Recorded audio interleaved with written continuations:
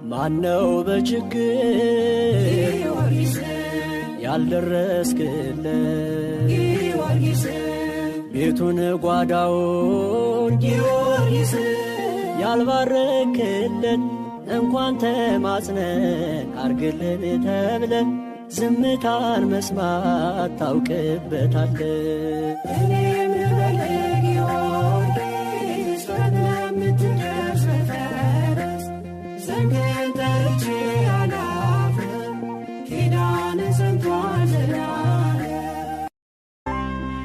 ሊባራት ነጥብ ሊዘጋ ምዕራፉ እግዚአብሔር ላሸንፍ የእርሱ ሆኖ ሰልፉ መልካም ለመናገር አፉ ባይታደል ይህን